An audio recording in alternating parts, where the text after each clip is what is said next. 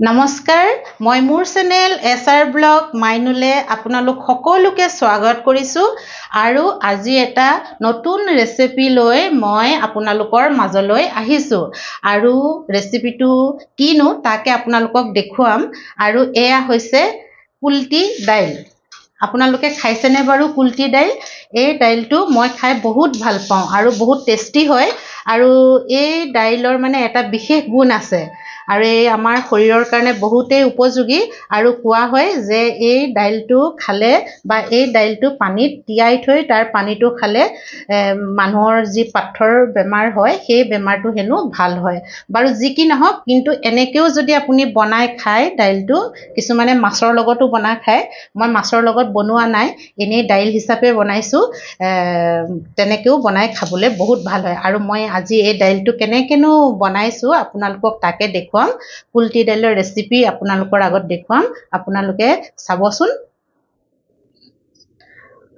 এয়া আমাৰ কুলটি দাইল আৰু এইখিনি মই পুৰা ৰাতি তিয়াই থৈ দিম পানীত তিয়াই থৈ দি ৰাতিপুৱা বনাম ৰাতি তিয়াই থলে ভাল সোনকালে মানে দাইলখিনি সিজি যায় যদি ৰাতি তিয়াই নথয় ৩-৪ ঘণ্টামান তিয়াই থবই লাগিব সেইকাৰণে মই আজি ৰাতিয়ে তিয়াই থম কাইলৈ ৰাতিপুৱা বনাম এয়া ৰাতি তিয়াই দাইলখিনি মোৰ হৈ আছে ধুনীয়াকৈ কোমলি গ'ল চাওকচোন আৰু গোটেই ৰাতি তিয়াই থলে ভাল বাৰু ধুনীয়াকৈ কোমলি যায় নতুবা ৩-৪ ঘণ্টা এইটো দাইল তিয়াবই লাগিব তেতিয়াহে বনাবলৈ ভাল হয় ভালদৰে সিজে এতিয়া মই দাইলখিনি ধুনীয়াকৈ ধুই ল'লোঁ এতিয়া এয়া মই কুকাৰত দি দিছোঁ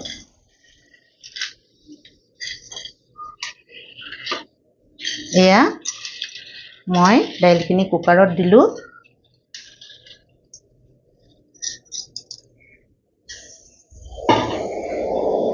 ইয়াতে মই এয়া কাটি থোৱা বিলাহী ৩টাও সৰু সৰুকৈ কাটি থৈছিলোঁ এয়াও মই ইয়াতে দি দিলোঁ আৰু এয়া তেজপাত ২খন ইয়াতে মই দি দিছোঁ আৰু এই টুকুৰা ডালচেনিও দি দিছোঁ এইটো ডাঙৰ ইলাইচি এটা দিছোঁ আৰু এই দুটা সৰু ইলাইচিও মই দি দিছোঁ আৰু এই দুটা লঙো আমি দি দিছোঁ মছলা মানে গোটা মছলাই মই দাইলতে দি দিওঁ আৰু ভাল হয় তেতিয়া আৰু ইয়াত অলপ পানী দিছোঁ এয়া মই পানী দি দিলোঁ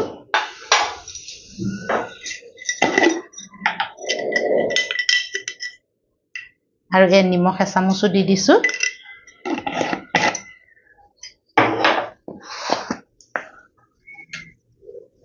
এই হালধিও অলপ দি দিছোঁ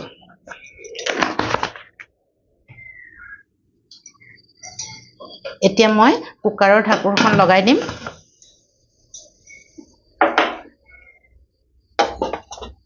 আৰু এয়া মই গেছটো অন কৰি দিম গেছত কুকাৰটো দি দিলোঁ আৰু এটা চিটি মাৰিবলৈ দিম এটা চিটি মাৰিবলৈ দিয়াৰ পিছত মই কুকাৰটো 15 মিনিটমান ল' ফ্লেমতে থৈ দিম তাৰপিছত মই আপোনালোকক দেখুৱাম এয়া কুকাৰটো মোৰ ঠাণ্ডা হ'ল এতিয়া খুলিব পৰা হ'ল মই খুলি চাওঁ দাইল কেনেকুৱা হৈছে এয়া চব গৰম হৈয়ে আছে বাৰু অকণমান এয়া দাইল সিজি গ'ল দেখিছেনে ধুনীয়াকৈ আমাৰ দাইল সিজি গ'ল তথাপিতো অকণমান এনেকৈ মই অলপ মিলাই দিছোঁ এইটো খাবলৈ বহুতেই ভাল হয় দাইলটো বহুতে টেষ্টি হয় আৰু ইয়াৰ উপকাৰিতাও বহুত হেলথি দাইল হয় এইটো আপোনালোকে খাইছেনে বাৰু কুলটি দাইল আৰু যদি খাইছে কেনেকৈ বনাই মোক ক'বচোন মই কেনেকৈ বনাইছোঁ দেখিছেই এয়া ধুনীয়াকৈ হৈ গ'ল ধুনীয়াকৈ সিজিলে এতিয়া মই ইয়াত তেল মাৰি দিওঁ এয়া মোৰ কেৰাহী গৰম হৈ আছে তাতে মই অলপ মিঠাতেল দি দিছোঁ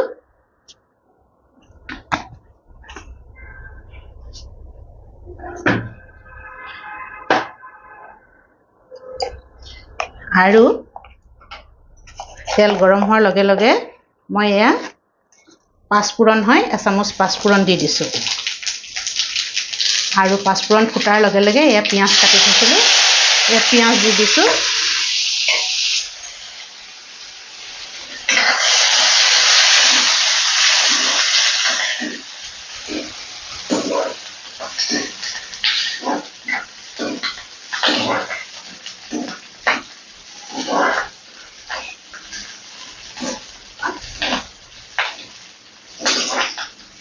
এয়া পিঁয়াজ দিয়াৰ পিছত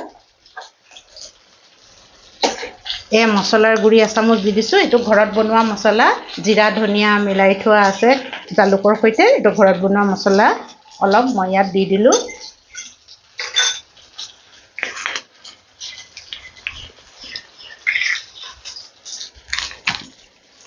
তাৰপিছত এয়া হিং হয়, এইটো হিং হয়, হিং অকণমানো দি দিছোঁ।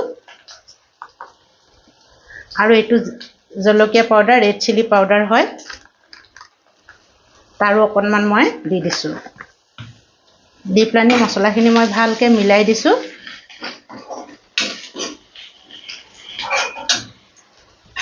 মছলাখিনি সিজিবৰ কাৰণে অকণমান পানী দিছোঁ।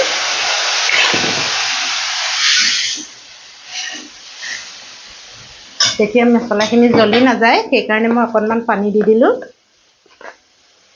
আৰু এয়া হালধি দিছোঁ। নিমখ দাইল বইল কৰোঁতে দিয়াই আছে, সেইকাৰণে মই দিয়া নাই। এয়া মছলা ধুনীয়াকৈ হৈ গৈছে। এতিয়া মই ইয়াতে এয়া দাইলখিনি দি দিম।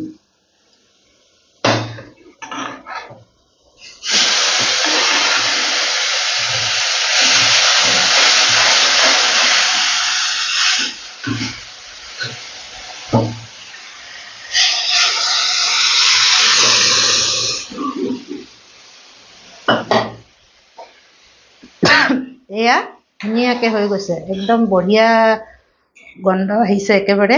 চাওকচোন কিমান ধুনীয়া হৈছে।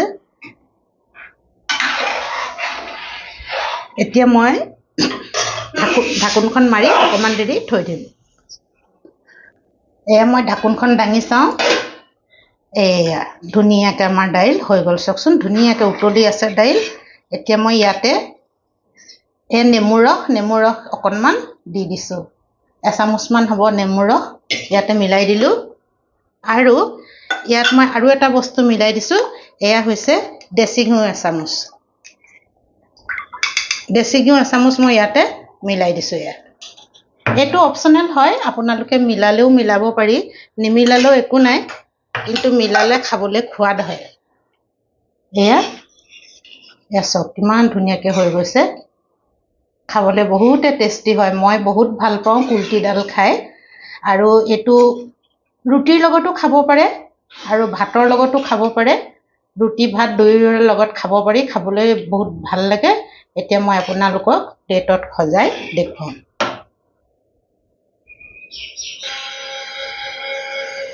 এয়া মোৰ কুলথি দাইল বনাই হৈ গ'ল আৰু মই বাটিত ধুনীয়াকৈ সজাই দিছোঁ। চাওকচোন কেনেকুৱা লাগিছে।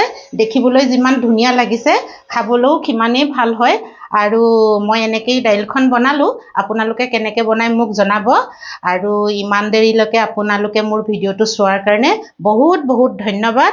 আৰু শেষত মই আৰু এটা কথা জনালোঁ যে মোৰ ভিডিঅ'টো লাইক কৰি দিব আৰু শ্বেয়াৰ কৰি দিব আৰু চেনেলটো ছাবস্ক্ৰাইব কৰি দিব। চেনেলটো ছাবস্ক্ৰাইব কৰি দিব কাৰণ মোৰ নতুন চেনেল, সেইকাৰণে। আৰু চেনেলটো ছাবস্ক্ৰাইব কৰি থ'লে মোৰ নতুন নতুন ভিডিঅ'বোৰো আপোনালোকে পাই থাকিব। আৰু বহুত বহুত ধন্যবাদ যাচিলোঁ আপোনালোক সকলোকে।